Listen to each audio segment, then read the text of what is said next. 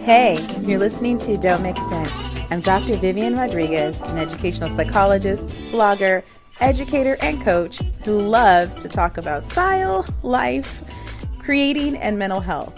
Okay, so I started this podcast to create a space to talk about style and substance, to talk about the complexities of being a woman who's authentic and thriving. All right, let's get into it. In this episode, we're going to be talking about easy to use tools to catapult your daily productivity and gratitude practices.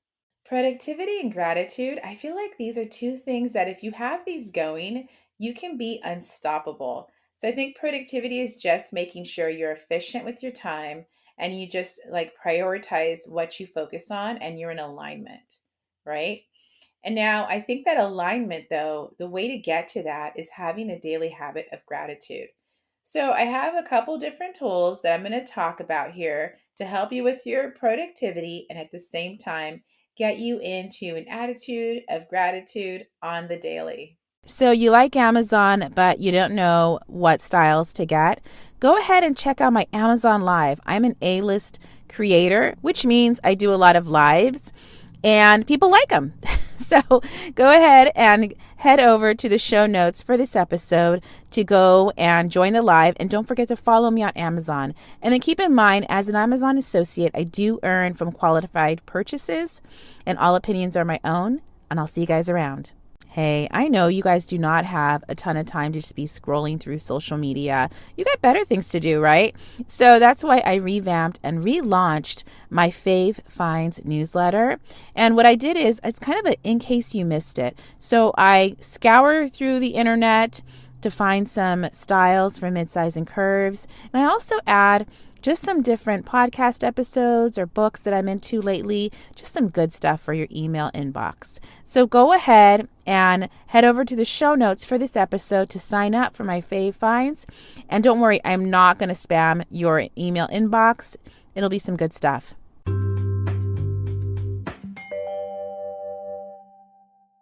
What's great about the tools I'm about to share is that, well, one of them's free, right? And you probably already have it. You just haven't been thinking about it.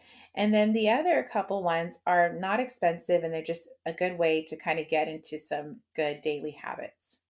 The first thing that I use all the time that's helping me be super productive is the Notes app on your phone. Yeah, the one that's sitting there that's free. Okay, so I say like the Notes app is like, you know, in those 80s movies where the main character has a love interest that's like no good for them, like they're chasing after somebody who's just like kind of a jerk, right?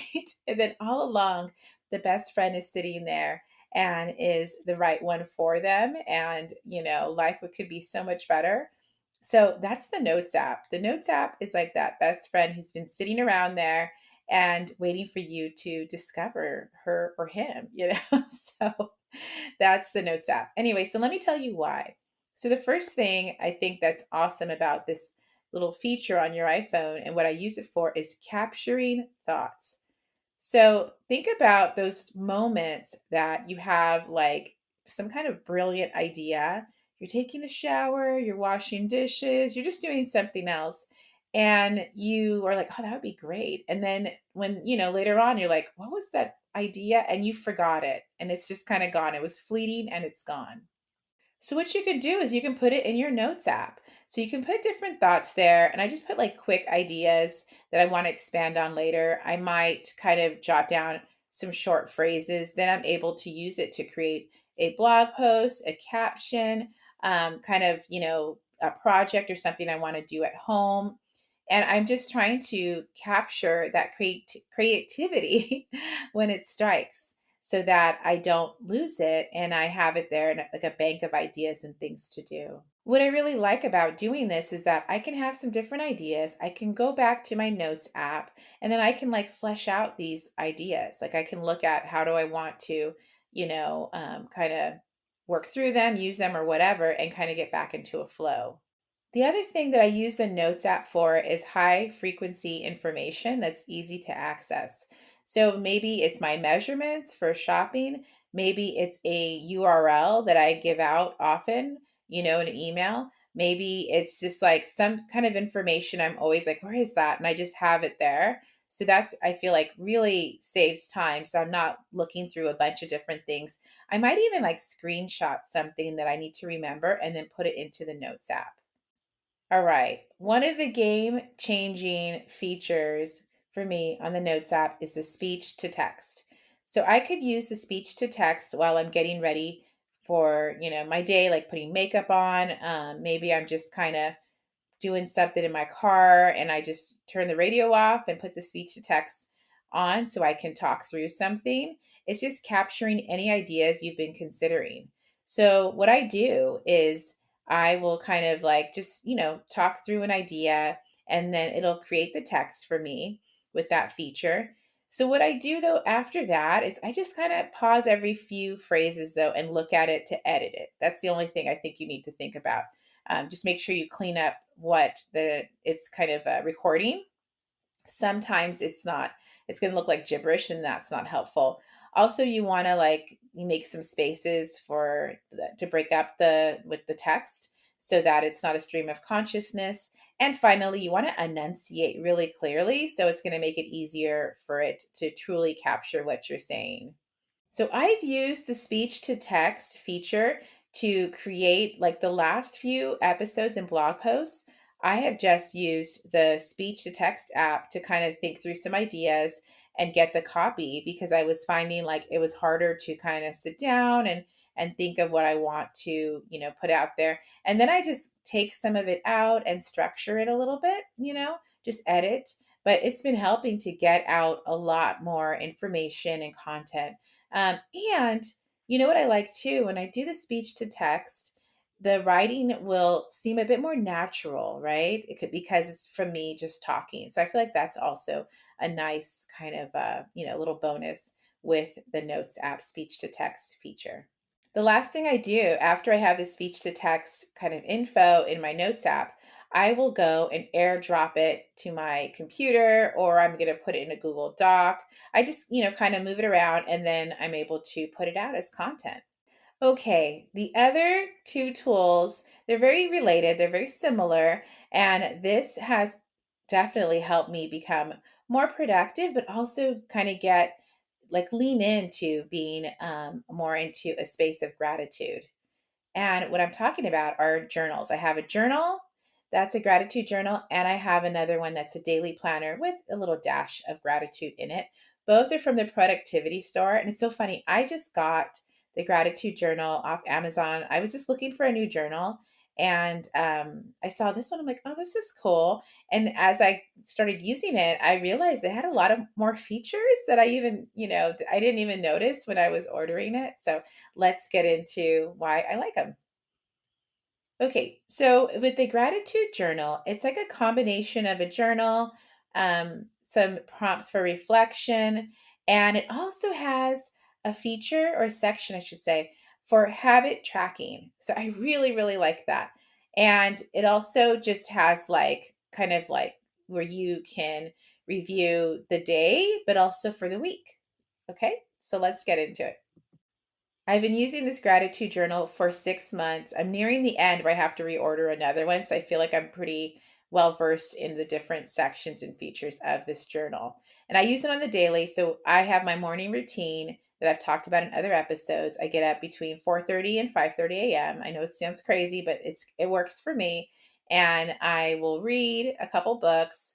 And then I go and journal, and then I kind of plan my day a little bit, loosely, So this one is part of my daily routine. So what I like is at first it's going to have you reflect on what is the priority of the day. So I'm going to think about what's my objective for the day. I really, really like this because sometimes, I mean, I find that before having a morning routine, I was just going through the day kind of like whatever, like not really like autopilot. So this kind of focuses me to think about what's my goal for the day. Then it's followed by a section that you have prompting to think about what are you grateful for. So I put, my health, my family, all of those things. And I feel like daily, like practice of reflecting on that really helps me stay grounded. And then it has an area for a daily affirmation. So I might be like, writing what's my affirmation for the day. Usually I put all is well, that kind of thing, you know. And then it has a section where you talk about good things that happened the day before. I really like that. The way I use the journal is to reflect on the day before. I think it's kind of designed more for like the end of the day, but that doesn't work for me. So I just do in the morning, reflecting on the day before and a little bit of what I plan to do for the day. And then it has a section where you talk about what are you excited about? I like this because research has said that if you have some kind of optimistic attitude or you're hopeful, you're looking forward to something, that could really help you with your health, your mental health. So I love that it has that in there. And it kind of prompts me to think about what's going on that I'm really, pumped about. It follows with another section on how are you feeling. So it has different options like happy, excited, relaxed, grateful, overwhelmed. I like this because it just lets me check in with myself, right? Like to be honest with myself. And lastly, it has a daily reflection and self assessment. So I can assess how did I do, and then also just some thoughts about what was going on that day and that sort of thing. I like having that and also the mood, like what mood you were in, because then I can see kind of patterns. If I was feeling pretty crummy, then I think my reflection is going to reflect that. Another feature I really like with this gratitude journal is that it has a weekly reflection section. Oh, that rhymes. And a goals section. And so you have this, it just kind of prompts you to reflect on the whole week and has a section that talks about the three biggest wins of the week. So I have a chance to like look at how did my week go? What are the wins? And you could decide what the wins are. They don't need to be like crazy monumental wins, just like micro wins. And then three kind things you did this week. And then it also talks about like, think about things that were fun or relaxing during the week. And then how can you make that happen again? I love that. And then it also talks about things that were stressful or hard during the week and how did you overcome them? I love that piece because it's helping you first like celebrate the wins and how can you make, or things that were fun and then how can you make that happen again? And then it also is kind of acknowledging anything that was difficult and how you overcame it. And then that's kind of reminding you of the tools you have at your disposal. Or if you didn't overcome it very well and it was challenging, how can you get better? And then the next section is talking about your goals and priorities for next week and how you're going to make the week better. And it ends with this great section. This is probably my favorite part where it's habit and skills tracking for the week. And so I'm able to like check in with myself. What were the skills and habits that I followed through on during the week? So I might have like, it has like 7 spaces. So you add your skills and habits. So I might put, drinking water, getting up between 4:30 or 5:30, 3 to 4 miles a day. So these are the different habits. And then I check off how many times I did it during the week. I love this because I can tell like there's like a pattern with if I'm in a crummy mood, right? And the day wasn't going well, I can look at the habits that I kept up with that week. And there's a correlation there. So I feel like that has really helped me increase my productivity also while staying grounded in gratitude. Finally, there's another item from the productivity store. It's a daily planner with a dash of gratitude in it. I feel like it's a like daily gratitude journal in a sense too. Like it's a mix of both. But it has a little bit more focus on organization and what your activities are for the day and for the week. But I love that this one actually has sections where there's the categories for the goals that you want to set for your week, your month, and tasks. But what's great is the categories are not just like finances and relationship or career, it also has like spiritual, right? So we're trying to have like a well balanced approach to what we're prioritizing. And then it also has a section on habits and it'll say what are the habits to break and then good habits to make. I just love that because it rhymes. So it's good you can kind of get like it's good because you get honest with yourself, right? What am I doing, right? What do I need to stop doing? What's my toxic trait and what do I need to replace it with? So I love that little kind of behavioral piece and that it has for the different goal sections and tasks. It has those same categories: finances, health and spirituality, relationships. So I really like that. I like that it's kind of prompting you to think a little more multifaceted, right? And then it also has a bird's eye view of the month. And then there's a section that I have not seen before in other planners where it talks about, income, salary, and wages and budget. So it's like tracking that at the bottom of the planner. So that's kind of cool too, just to kind of, again, like, let's be honest with what are you really doing? What are you pretending you don't know? Sort of thing. So I love that.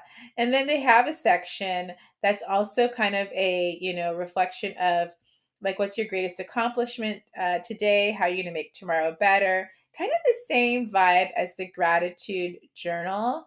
And it also just has a little bit more of the kind of 3 things you want to get done on your list. There's a section where it's talking about this week's wins and lessons learned. I love that, right? Because I feel like when I have a challenging situation, I try to reframe it and be like, okay, what am I learning right now? And after I get through it, I go, oh, I learned a lot. I learned a lot. Instead of getting really negative about it, just, oh, we're learning. This is what's happening. So I love that it has that kind of embedded in there for you to think that way, to train yourself to reframe and look at what are the lessons learned.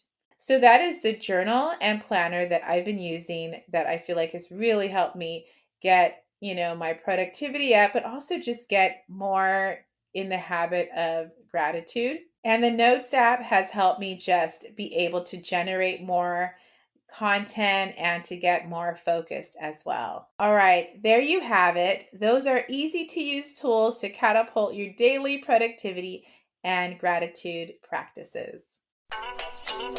Like what you're hearing? Go ahead and subscribe, rate, and review the podcast. You can also share the podcast on Instagram and tag me at Live by Viv. As far as my music, it's The Croft by Joachim Karud. And everything we talked about in this episode can be found in the show notes on livebyviv.com. Okay, and remember, don't mix in because you don't need to.